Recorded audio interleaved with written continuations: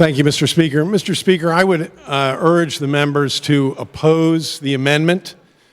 Act 120 actually had the prohibition against pension obligation bonds in it for a good reason. The general idea of a pension obligation bond is I've got a credit card, I've run it up to the limit, and boy, I'm having a hard time making my payments, so why don't I just go get another credit card and transfer the limit over to that new credit card, and boy, I've solved my problem.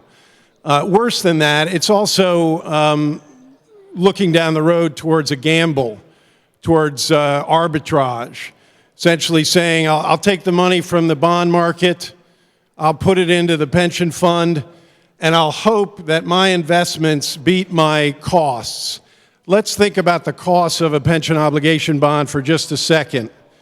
If we do a $3 billion pension obligation bond, which is a 30-year bond, 4.5% interest rates, the principal is $3 billion, the interest is an additional $2.5 billion, and that's going to cost the taxpayers $5.5 billion over the life of the bond, and the annual debt service on that's going to be $184 million.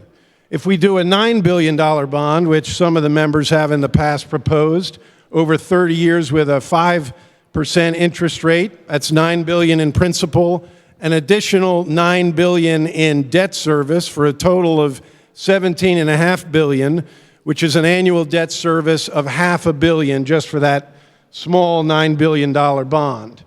The fact of the matter is these things don't work out.